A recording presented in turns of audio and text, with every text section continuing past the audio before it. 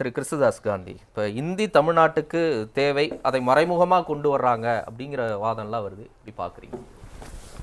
1965 நான் 9வது படிக்கும்போது என்னத்தை பேசுனாங்களோ அதையே 60 வருஷம் கழிச்சும் திரும்ப இதே தான் பேசிகிட்டு இருக்கிறாங்க. ரொம்ப சலிப்பாக இருக்குது. உளுத்து போன வாதங்களையும் இப்பொழுது அதுக்கு உதவாத வாதங்கள் மாத்திரம் பேசி கொண்டு இருக்கிறார்கள். மெயின் இஷ்யூலேருந்து எல்லாரும் எங்கெங்கேயோ மாறி போகிறாங்க. எப்படி இந்தி என்பது ஒரு தேசிய மொழியாக இருக்க முடியாதோ அதே போல் ஆங்கிலம் என்பதும் ஒரு உலக மொழியெல்லாம் இருக்க முடியாது.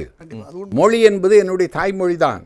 என் தாய்மொழியை மட்டும் வைத்துக்கொண்டு நான் உலகம் சுற்ற முடியாது, நாடு சுற்ற முடியாது என்பதெல்லாம் ரொம்ப அபத்தமான பேச்சுக்கள். உலகம் எங்கும் எல்லாரும் ஆங்கிலம்தான் படிச்சுட்டு வராங்க அப்படின்னு அது சொல்வதும் அது ரொம்ப பைத்தியகாரத்தனமாக தெரியுது எனக்கு. அது ஃபேக்டாகவும் தெரியல எனக்கு. ஆங்கிலம் படிப்பது, மொழி படிப்பது என்பது அது ஒரு மொழி பாடமாக நான் படித்துக்கொள்வது. விருப்பப்பட்டவன் படிச்சுக்குவான். சரி. ஆனால் என்னுடைய கல்வி ஸ்ட்ரீமில் நீ இந்த மொழியைத்தான் படிக்க வேண்டும் என்று தாய்மொழியை தவிர எதை படிக்க சொன்னாலும் அது அந்த மனிதனின் அறிவு தேடல் உணர்வை கற்குகிற விஷயம். ஆமாம். இப்போ இந்த தமிழ்நாட்டு விஷயத்தை எடுத்துக்குவோம். இதில் நீங்கள் என்ன கேட்குறீங்க அப்படின்னா, ஏன் தமிழ்நாடு மட்டும் தனியாக இருக்குது?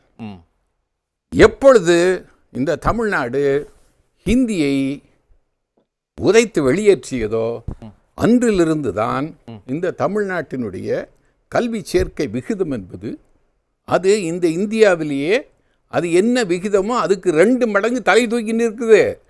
அதுக்கு மூல காரணமே நான் என் அறிவை கற்கும் இன்னொரு மொழியை என் மீது சுமத்தாமல் இருந்தது அப்படின்ற உண்மை எல்லாருக்கும் விளங்க மாட்டேங்குது.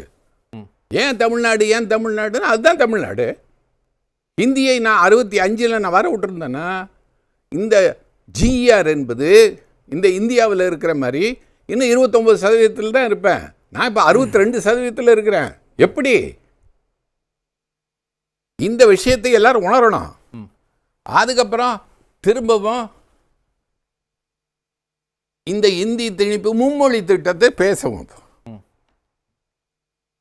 எந்த ஆங்கிலேயன் புகுத்த கல்வி அல்லது கல்வி சிஸ்டம் எனக்கு வேண்டாம் என்று ஓங்கார குரல் சொல்லுகிறார்களோ அவர்களால் ஏன் ஆங்கிலத்தை தூக்கி எறிய முடியவில்லை? நான் இந்த உலகத்தின் வல்லரசு ஆகி விடுவேன் அப்படி என்று சொல்பவர்கள், நான் இந்தியை வைத்து ஆட்சி செய்வேன் என்று சொல்பவர்கள் ஏன் அப்புறம் ஒரு ஆங்கிலத்தை தூக்கி எறிய முடியல?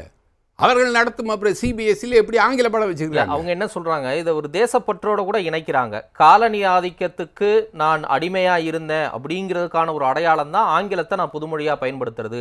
என்னுடைய நாட்டுல